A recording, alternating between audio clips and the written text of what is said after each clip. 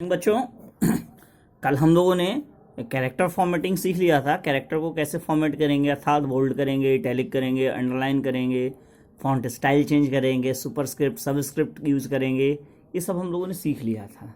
Formatting के अंतर्गत दूसरा सेक्शन आता है पैराग्राफ फॉर्मेटिंग। पैराग्राफ फॉर्मेटिंग का मतलब होता है कि पूरे के पूरे पैराग्राफ में जो चेंजेस लानी है वो पैराग्राफ फॉर्मेटिंग कहलाती है। पूरा का पूरा पैराग्राफ, जैसे कि ये यहां से लिखा है ना, यहां से लेकर यहां तक पूरा एक पैराग्राफ माना जाएगा, और इस पैराग्राफ में जो फॉर्मेटिंग होगी वो पैराग्राफ फॉर्मेटिंग कहलाएगी। चलो एक काम करते हैं, साथ साथ हम लोग एग्जांपल लेके चलते हैं, देखते चलते हैं कैसे करेंगे, तो आपको जल्दी आ जाएगा। ठीक है, ये उठाते हैं डॉक्यूमेंट। ठीक है, देखिए ये इन्होंने लिखा हुआ है, और पैराग्राफ का मतलब होता है जहां पर हमने इंटर बटन का प्रयोग कर लिया वहां से वो नया पैराग्राफ कैलकुलेट करना शुरू कर देता है। एमएस वर्ड में अगर हम कंटिन्यूअस लिखते हैं तो लाइन ऑटोमेटिक चेंज कर लेता है, वर्ड रैपिंग फीचर रहता है इसमें। लेकिन अगर हम इंटर बटन दबाते हैं तो वहां से वो नया पैराग्राफ ले लेता है। क्या ले लेता है? नया पैराग्राफ ले लेता है। तो जब नए पैराग्राफ में सेटिंग करनी होती है, यानी पैराग्राफ फॉर्मेटिंग यूज करनी होती है, तो पैराग्राफ की फीचर्स हम लोग यूज करते हैं। देखिए यहां पर एक काम कर रहे हैं, हम सेलेक्ट कर ले रहे हैं। सेलेक्ट करने से क्या होगा, पूरा का पूरा चलेगा नहीं, तो क्वेश्चन के बाद इंटर दबाया गया होगा तभी आंसर पे आए होंगे ना, तो वो जो होगा आपका अलग अलग दिखाई देगा। ठीक है, तो हम एक काम करते हैं, सेलेक्ट कर लेते हैं पैराग्राफ फॉर्मेटिंग के लिए। ये हमने सेलेक्ट कर लिया इतना सारा। ठीक है, अब इस पर हम लोग पैराग्राफ फॉर्मेटिंग चलाएंगे एक एक करके। देखिए आपके सिलेबस में जो दिया गया है वो सबसे पहले है पैराग्राफ फॉर्मेटिंग में टेक्स्ट अलाइनमेंट है। ठीक है, align left, centre, right and justify. हम लोग ये अलाइनमेंट यूज करके देखते हैं। ठीक है, ये देखिए यहां पर चित्र बना होगा, चित्र में दिखाई दे रहा होगा आपको, ये जो चिन्ह है ये left alignment, centre alignment, right alignment और जस्टिफाई अलाइनमेंट। ठीक है, हम लोग सबसे पहले तो बाय डिफॉल्ट, देखिए अपने आप ये अलग कलर में दिखाई दे रहा होगा, दिखाई दे रहा है ना, तो बाय डिफॉल्ट पहले से ये अलाइनमेंट सेलेक्ट रहता है। टेक्स्ट जब लिखते हैं हम लोग लेफ्ट अलाइनमेंट। ठीक है, हम लोग अपने टेक्स्ट पे सेंटर अलाइनमेंट चला के देखते हैं। ये देखिए टेक्स्ट सेंटर में हो गया। ठीक है, अगर हम लोग लेफ्ट अलाइनमेंट चलाते हैं तो ये देखिए लेफ्ट की ओर अलाइन हो गया और इधर से आगे पीछे हो गया। और जब जस्टिफाई चलाएंगे तो प्रत्येक वर्ड अपने आप एडजस्ट होगा। लेकिन यहां पर चूंकि इंटर दबाया गया ना, तो जस्टिफाई अलाइनमेंट समझ में नहीं आ रहा होगा। ये समझ में आ रहा है, समझ में आ रहा है ना, राइट, सेंटर और लेफ्ट। ठीक है, चलो जस्टिफाई अलाइनमेंट का एग्जांपल देखते हैं। इसके लिए ये लिखा हुआ है, देखिए ये जो टेक्स्ट लिखा हुआ है ना 3 लाइन, इसमें इंटर का प्रयोग नहीं किया गया होगा।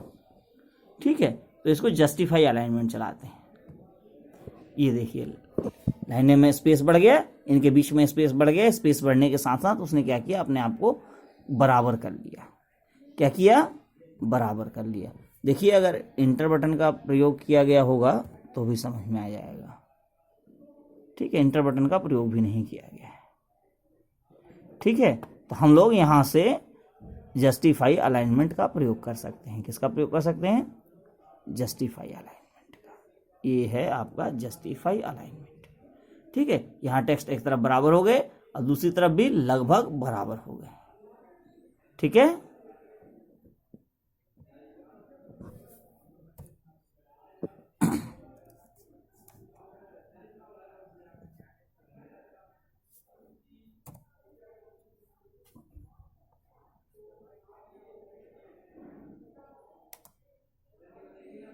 ठीक है, अब देखिए जस्टिफाई अलाइनमेंट दिखाई दे रहा है ना, उस तरफ बराबर दिखाई दे रहा है।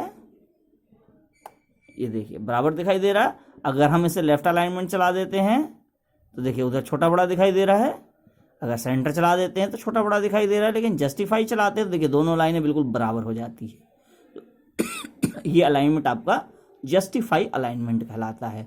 तो चारों अलाइनमेंट हमें समझ में आ गया, लेफ्ट, राइट, सेंटर और जस्टिफाई अलाइनमेंट। इनकी शॉर्टकट की है, लेफ्ट अलाइनमेंट की कंट्रोल L, राइट अलाइनमेंट की कंट्रोल R, सेंट्रल अलाइनमेंट की कंट्रोल E और जस्टिफाई अलाइनमेंट की कंट्रोल J।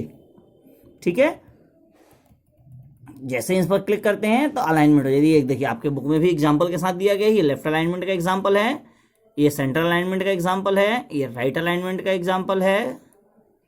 नहीं, ये सेंटर ही लिखा है, राइट वाले में भी सेंटर अलाइनमेंट लिखा है, राइट अलाइनमेंट नहीं लिखा। और ये जस्टिफाई अलाइनमेंट का एग्जांपल है। ठीक है, इसके बाद आता है प्रिंट प्रीव्यू। कोई भी डॉक्यूमेंट पे हमने काम किया है उसको प्रिंट करने से पहले प्रीव्यू में देखना होता है कि वो डॉक्यूमेंट पेपर पर कैसा दिखाई देगा। इसके लिए हम लोग यहाँ जाएंगे, यहाँ से प्रिंट पे जाएंगे और यहाँ से प्रिंट प्रीव्यू पे जाएंगे।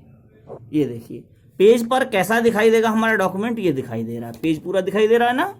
तो किस तरह का डॉक्यूमेंट हमें दिखाई देगा, ये प्रिंट प्रीव्यू कहलाता है। पेज प्रिंट करने से पहले देखना कि हमारा पेज कैसा दिखाई देगा।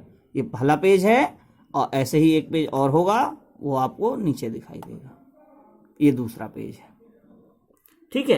तो कैसा दिखाई देगा, ये प्रिंट प्रीव्यू में देखा जाता है। प्रिंट से पहले प्रिंट प्रीव्यू का प्रयोग किया जाता है। प्रिंट से पहले इसलिए किया जाता है ताकि कोई छोटी मोटी कमियां हो, डॉक्यूमेंट में कोई कमी हो या कोई चीज़ दिखाई ना दे रहा हो, कैसा प्रिंट होगा, फिर वो कैसा आ रहा है, ये सब हम लोग प्रिंट प्रीव्यू में देख लेते हैं। इससे क्या होता है, इससे कि हमारे पेज की बचत होगी। खराब प्रिंट निकाल लेंगे फिर प्रिंट करेंगे तो गड़बड़ हो जाता है ना, बार बार करना पड़ता है, ठीक है। ये है प्रिंट ऑप्शन। प्रिंट ऑप्शन पे क्या क्या होता है, एक काम करते हैं हम लोग अपने वर्ड में चले जाते हैं प्रिंट ऑप्शन में, फिर एक एक करके चर्चा करते हैं सब पे, ठीक है। ये हम गए प्रिंट पर, ठीक है। ये प्रिंट वाला मेनू खुल गया, ठीक है। देखिए सबसे ऊपर जो है ये है आपके जितने भी प्रिंटर आपके सिस्टम में इंस्टॉल है उनका नाम दिखा रहा होता है। आप लिस्ट पे क्लिक करेंगे, देखिए 2 प्रिंटर्स में दिखा रहा है जिसमें जितने प्रिंटर होंगे। अब हमें जिस प्रिंटर से प्रिंट निकालना है ना वो प्रिंटर यहीं सिलेक्ट होगा, ठीक है। इसके बाद यहां पर आता है number of page range. All का मतलब है जितने भी पेज है आपके डॉक्यूमेंट में वो सारे के सारे पेज प्रिंट कर देगा। करंट पेज का मतलब है कि जिस पेज पर आपका इस समय कर्सर है केवल उसी पेज को प्रिंट करेगा, बाकी किसी पेज को नहीं करेगा। सिलेक्शन में जितना एरिया आपने सेलेक्ट किया है केवल उतना ही प्रिंट करेगा। पेजेस, यहाँ पर रेंज दी जाती है। रेंज 2 तरीके से दी जाती है। एक तो दी जाती है, मान लीजिए हमें कुछ पेजेस प्रिंट करने हैं, अपने 50 पेज के डॉक्यूमेंट है और हमें केवल 3, 5 और 7 नंबर का पेज प्रिंट करना है, तो यहाँ पर लिख सकते हैं 3, 5, 7। अगर इस तरह से लिखेंगे तो केवल वही पेज प्रिंट होंगे। लेकिन अगर हमें रेंज देना है, लगातार सारे पेजेस प्रिंट करने हैं, जैसे मान लीजिए हमें 35 से लेकर 40 तक के सारे पेजेस प्रिंट करने हैं, तो 35 लिखने के बाद माइनस का चिन्ह लगाएंगे और इसके बाद 40 लिख देंगे। तो 35 से 40 यानी कि टोटल 6 पेज प्रिंट हो जाएंगे, जिसमें 35 और 40 भी शामिल होगा, ठीक है। तो वो पेजेस प्रिंट हो जाएंगे, ठीक है।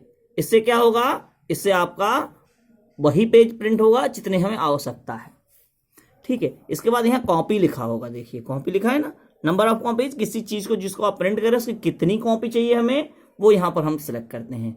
जैसे मान लीजिए हमें किसी डॉक्यूमेंट की 4 प्रति में चाहिए, तो यहाँ पर 4 लिख देंगे, इसको मिटा के और 4 लिख देंगे, तो 4 पेज प्रिंट कर सकते हैं, ठीक है। इस तरह से हम लोग प्रिंट ऑप्शन का प्रयोग कर सकते हैं, ठीक है। आपके सिलेबस में मेरे ख्याल से इतना ही रहता है, ज़्यादा डिटेल दिया जाएगा तो फिर वो एक्स्ट्रा हो जाएगा, ठीक है। ये दिया ना ऑल पेज, करंट पेज और पेजेस रेंज दे जाएंगे। इसके बाद कुछ नहीं, ओके पे क्लिक करेंगे तो पेज प्रिंट हो जाएगा। इस तरह से आप आज सीख गए कंप्यूटर में एमएस वर्ड में एडिटिंग कैसे कीजिए। अर्थात एडिटिंग में आपने क्या सीखा, किसी टेक्स्ट को बोल्ड करना, किसी टेक्स्ट का साइज चेंज करना, टेक्स्ट का अपीयरेंस चेंज करना यानी टेक्स्ट का स्टाइल चेंज करना, ठीक है। और फिर उसका फॉन्ट चेंज करने के बाद उसका साइज बोल्ड, अंडरलाइन, इटैलिक करना, स्क्रिप्ट लगाना, सुपरस्क्रिप्ट, सबस्क्रिप्ट लगाना। और इसके बाद आपने सीखा कैसे पैराग्राफ फॉर्मेटिंग करेंगे, जिसमें अलाइनमेंट सीखा आपने, लेफ्ट राइट सेंटर अलाइनमेंट सीखा, जस्टिफाई अलाइनमेंट सीखा। इसके बाद आपने डॉक्यूमेंट को प्रिंट प्रीव्यू से देखा कैसा दिखाई देता है, इसके बाद उसे प्रिंट करना सीखा, ठीक है। ये चैप्टर आपका समाप्त हो गया है। कल हम लोग इस चैप्टर के क्वेश्चन आंसर एक्सरसाइज करेंगे। कल हम लोग केवल एक्सरसाइज करेंगे ये सारे, इसके बाद हम लोग क्वेश्चन आंसर पे आएंगे, ठीक है। तो आज के लिए इतना ही, धन्यवाद।